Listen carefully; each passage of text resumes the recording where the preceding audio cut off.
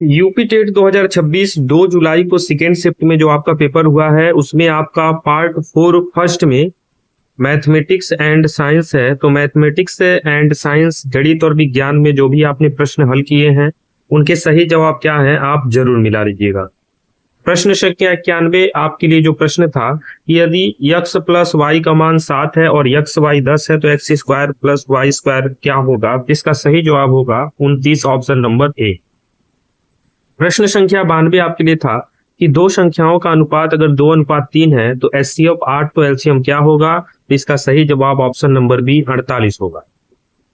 प्रश्न संख्या 93 आपके लिए था वह धनात्मक पूर्णांक ज्ञात कीजिए जिसमें 3 जोड़ने पर उसके घनमूल का मान प्राप्त होता है और जब इसके परिणाम पुनः घन किया जाता है तो प्राप्त नया मान मूल संख्या से 513 अधिक हो जाता है। तो सही जवाब इसका आएगा वह 216, ऑप्शन नंबर बी सही होगा। प्रश्न संख्या 94 आपके लिए था कि ईंधन की खपत तय की गई दूरी के सीधे समानुपाती होती है। यदि कोई वाहन 540 किलोमीटर की दूरी तय करने में 9 लीटर ईंधन का प्रयोग करता है तो 840 किलोमीटर की दूरी तय करने में कितना ईंधन लगेगा। तो इसका सही जवाब होगा ऑप्शन नंबर डी 48 लीटर। प्रश्न संख्या 95 आपके लिए था कौन सा कथन सदैव सत्य है। प्रत्येक परिमेय संख्या पूर्ण होगी, प्रत्येक पूर्ण संख्या परिमेय, ऑप्शन नंबर बी आपका सही जवाब हो जाएगा। प्रश्न संख्या 96 आपके लिए था यदि x प्लस वाई 5 है, x square plus Y square 13 है तो एक्स वाई का मान कितना होगा। तो इसका सही जवाब होगा 2 और 3, ऑप्शन नंबर ए सही हो जाएगा। ऐसे ही आपका प्रश्न संख्या 91 था, 91 हो गया ना। प्रश्न संख्या 97 आपके लिए था यदि y bracket of x upon 3 equal to 9 तो x का मान क्या होगा। इसका सही जवाब ऑप्शन नंबर बी 2 होगा। 98 नंबर था प्रश्न आपके लिए यदि कोई संख्या 200 से बढ़ के 266 हो जाती है तो कितने प्रतिशत की वृद्धि हो रही है। इसका सही जवाब ऑप्शन नंबर डी 33%। प्रश्न संख्या 99 आपके लिए था यदि m और n द्विघात समीकरण x square minus 11x plus 24 बराबर 0 के मूल हैं तो m के घाते 3 प्लस n के घाते 3 का मान कितना होगा। तो इसका सही जवाब होगा ऑप्शन नंबर ए 539।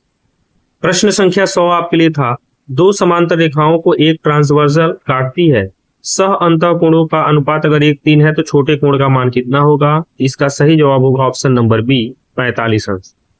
प्रश्न संख्या 101 आपके लिए था यदि y प्लस 1/y का मान 5 है तो y square plus 1/y square plus 5 का मान कितना होगा। तो इसका सही जवाब ऑप्शन नंबर बी 28 होगा।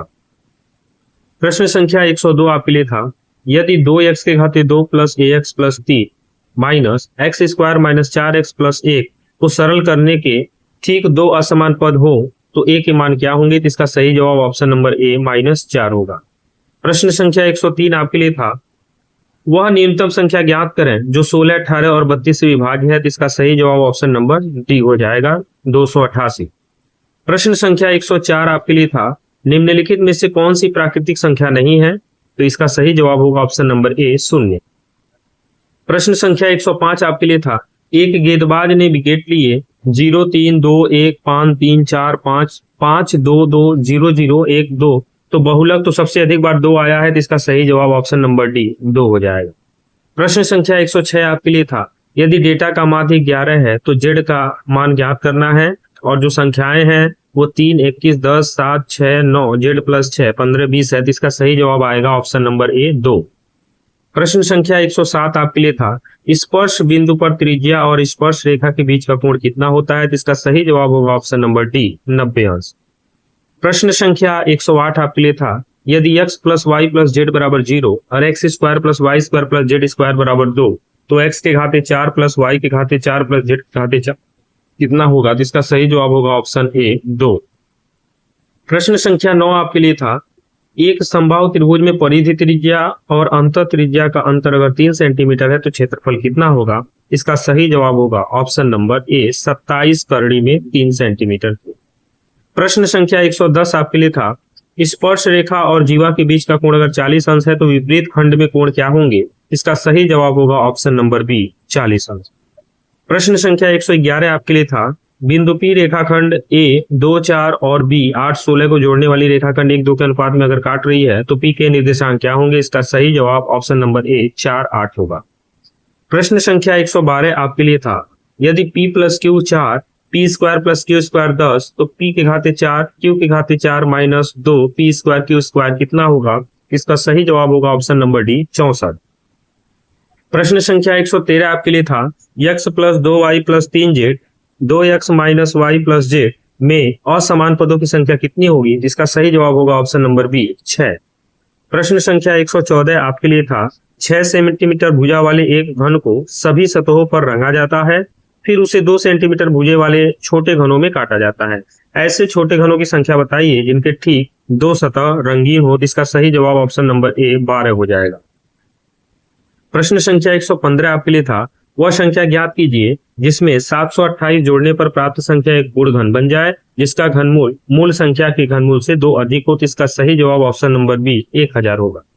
प्रश्न संख्या 116 आपके लिए था, एक वृत्ताकार मैदान की त्रिज्या 14 मीटर है, इसके चारों ओर बाहरी ओर 7 मीटर चौड़ाई का एक समान पथ बनाया गया है, तो पथ का क्षेत्रफल क्या होगा? इसका सही जवाब ऑप्शन नंबर ए 770 वर्ग मीटर होगा।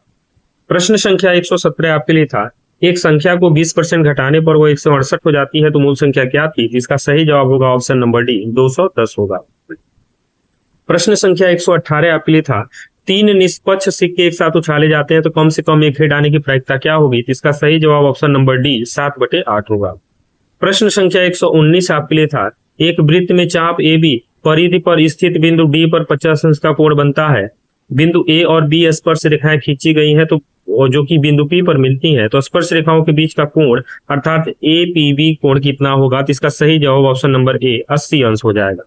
और गणित में आपका लास्ट प्रश्न संख्या 120 था कि एक स्पर्श रेखा वृत्त को ए पर स्पर्श करती है, यदि ओ केंद्र है तो ओए और स्पर्श रेखा के बीच का कोण कितने अंश का होगा? तो ये हो जाएगा ऑप्शन नंबर डी 90 अंश। तो आपको हमने गणित मैथमेटिक्स का बता दिया। आप चलिए जल्दी से साइंस का भी देख लेते हैं।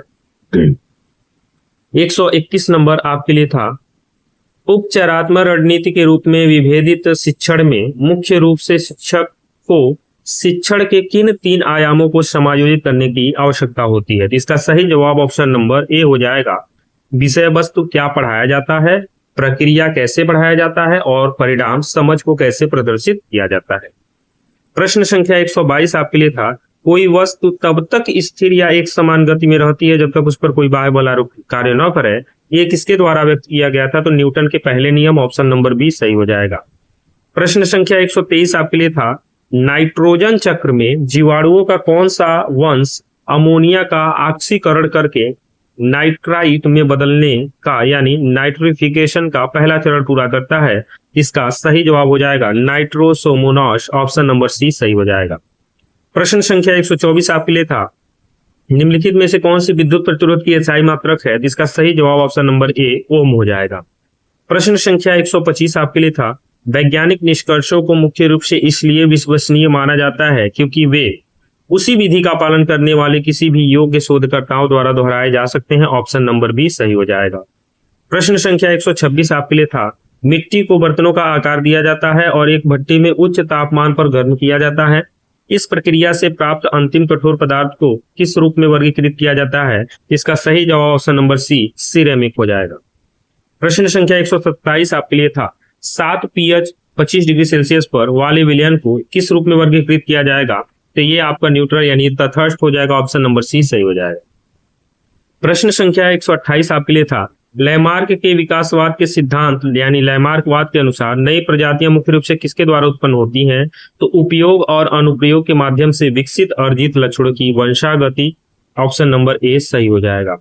प्रश्न संख्या 129 आपके लिए था, मानव उपभोग के लिए सुरक्षित और उपयुक्त जल को सबसे उपयुक्त रूप में किसे परिभाषित किया जाता है? तो ये आपका पेयजल, ऑप्शन नंबर ए सही जवाब हो जाएगा। प्रश्न संख्या 130 आपके लिए था, नियंत्रित प्रयोग में परिणाम पर इसके प्रभाव का परीक्षण करने के लिए जानबूझकर बदलाव किए गए चर को क्या कहते हैं? तो इसको स्वतंत्र चर कहते हैं, ऑप्शन नंबर ए सही जवाब हो जाएगा। प्रश्न संख्या 131 आपके लिए था, विज्ञान शिक्षा में रूब्रिक का मुख्य रूप से किसके उपयोग में किया जाता है? तो इसका सही जवाब ऑप्शन नंबर डी हो जाएगा, मूल्यांकन के मानदंड और प्रदर्शन के स्तर निर्धारित करने के लिए।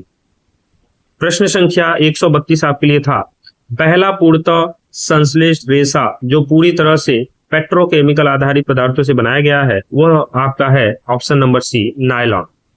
प्रश्न संख्या 133 आपके लिए था, किसी भी वस्तु की स्थिति के लिए उत्तल दर्पण द्वारा बनने का वाली जो छवि है, यानी जो ऑब्जेक्ट का पोजीशन इमेज बन रहा है, उसका स्वभाव कैसा होगा? इसका सही जवाब होगा ऑप्शन नंबर डी, आभासी, खड़ा और छोटा। प्रश्न संख्या 134 आपके लिए था, माइटोकॉन्ड्रिया को मुख्य रूप से अर्ध स्वायत्त अंगक कहा जाता है क्योंकि वे क्या होंगे? तो ऑप्शन नंबर ए सही जवाब हो जाएगा। इसमें स्वयं का वृत्ताकार डीएनए और 70S राइबोसोम होते हैं। प्रश्न संख्या 135 आपके लिए था, 100 सेंटीमीटर की आयतन वाले एक धातु के ब्लॉक का रेखीय प्रसार गुणांक अगर 10 गुणे 10 की घाते -6 डिग्री सेल्सियस है, यह मानते हुए कि ठोस समदैर्घ्य है और beta is equal to 3 alpha, तब इसे 50 डिग्री सेल्सियस तक गर्म किया जाता है, तो इसके आयतन में कितने की वृद्धि होगी? इसका सही जवाब option number D, 0.15 centimetre cube की। प्रश्न संख्या 136 था, रेफ्रिजरेटर और एरोसोल स्प्रे से निकलने वाले क्लोरोफ्लोरोकार्बन मुख्य रूप से किसके क्षरण के लिए जिम्मेदार है? इसका सही जवाब ऑप्शन नंबर डी, ओजोन परत हो जाएगा। प्रश्न संख्या 137 आपके लिए है, एक ध्वनि पल्स को एक चट्टान की ओर भेजा जाता है और 1.5 सेकंड के बाद उसकी गूंज सुनाई देती है। यदि हवा में ध्वनि की गति 340 मीटर पर सेकंड है, तो स्रोत से चट्टान की दूरी कितनी होगी? इसका सही जवाब ऑप्शन नंबर सी, 255 मीटर। प्रश्न संख्या 138 आपके लिए है, फूल वाले पौधों में परागण को परागकणों के स्थानांतरण के रूप में परिभाषित किया जाता है। इसका सही जवाब हो जाएगा ऑप्शन नंबर बी, पराग कोश से वर्तिकाग्र तक। प्रश्न संख्या 139 आपके लिए है, एक ऐसा पदार्थ जो किसी बाहरी चुंबकीय क्षेत्र में रखे जाने पर उस ओर दुर्बल रूप से आकर्षित होता है और क्षेत्र हटा लिए जाने पर भी अपना चुंबकत्व बनाए नहीं रखता है, उसे वर्गीकृत किया गया है, तो ऑप्शन नंबर बी सही जवाब होगा, अनुचुंबकीय। प्रश्न संख्या 140 आपके लिए था, एनसीएफ 2005 की सिफारिश है कि विज्ञान शिक्षा का एक उद्देश्य छात्रों की मदद करने होना चाहिए, किस रूप में? इसका सही जवाब हो जाएगा ऑप्शन नंबर बी, वैज्ञानिक ज्ञान को अपने जीवन के अनुभव स्थानीय परिवेश से जोड़ने में। प्रश्न संख्या 141 आपके लिए था, हार्डी वेनबर्ग सिद्धांत कहता है कि किसी जनसंख्या में एलील आवृत्तियां तभी स्थिर रहती हैं जब निम्नलिखित में से कौन सी शर्तें एक साथ पूरी होती हैं? इसका सही जवाब ऑप्शन नंबर डी हो जाएगा, यह आबादी बड़ी है, इसमें यादृच्छिक प्रजनन होता है, कोई चयन नहीं, कोई उत्परिवर्तन नहीं और कोई जीन प्रवाह नहीं होता है। प्रश्न संख्या 142 आपके लिए था, हीमोडायलिसिस में किडनी फेल्योर से पीड़ित मरीज के खून को एक मशीन से गुजारकर शुद्ध किया जाता है, तो इसमें क्या होता है? तो इसका सही जवाब ऑप्शन नंबर ए हो जाएगा, एक अर्ध पारगम्य झिल्ली जो यूरिया और अतिरिक्त नमक को छानकर अलग कर देती है। प्रश्न संख्या 143 आपके लिए था, सामान्य परिस्थितियों में निम्नलिखित में से किस माध्यम में ध्वनि की गति सर्वाधिक होती है? ये बहुत चर्चित प्रश्न है, इसका सही जवाब ऑप्शन नंबर डी, इस्पात हो जाएगा। प्रश्न संख्या 144 आपके लिए था, लोहे को उसके अयस्क हेमेटाइट से निम्नलिखित द्वारा अलग किया जाता है, तो इसका सही जवाब option number A, blast furnace में कोक के साथ अपचयन करते हैं। प्रश्न संख्या 145 आपके लिए था, केचुओं को उभयलिंगी कहा जाता है क्योंकि इनमें क्या होगा? नर मादा दोनों होगा, ऑप्शन नंबर ए सही जवाब हो जाएगा। प्रश्न संख्या 146 आपके लिए था, निम्नलिखित में से कौन सी कंप्यूटर सिस्टम की प्राथमिक मेमोरी है? इसका सही जवाब ऑप्शन नंबर सी, रैम हो जाएगा। प्रश्न संख्या 147 आपके लिए था, माध्यमिक स्तर पर विज्ञान शिक्षण के लिए अनुशंसित परियोजना आधारित और विषयगत दृष्टिकोण को मुख्य रूप से विषय विभाजित शिक्षण की तुलना में श्रेष्ठ माना जाता है क्योंकि यह, इसका सही जवाब हो जाएगा ऑप्शन नंबर सी, शिक्षार्थियों को भौतिक, रसायन विज्ञान और जीव विज्ञान से संबंधित वास्तविक दुनिया की समस्याओं का साथ पता लगाने की अनुमति देता है। प्रश्न संख्या 148 आपके लिए था, एसिटिक अम्ल की अम्लीय प्रकृति के लिए कौन सा क्रियात्मक समूह उत्तरदायी होता है? तो इसका सही जवाब ऑप्शन नंबर बी, कार्बोक्सिलिक समूह उत्तरदायी होता है। प्रश्न संख्या 149 आपके लिए था, एक छात्र कांच के एक स्लैब का उपयोग करते हुए प्रकाश का उपयोग कर रहा है, लेजर किरण कांच में से 2 गुणे 10 की घाते 8 मीटर पर सेकंड की गति से गुजर रही है। यदि हवा में प्रकाश की गति 3 गुणे 10 की घाते 8 मीटर पर सेकंड है, तो कांच के स्लैब का अपवर्तनांक क्या होगा? तो इसका सही जवाब आएगा ऑप्शन नंबर डी, 1.5।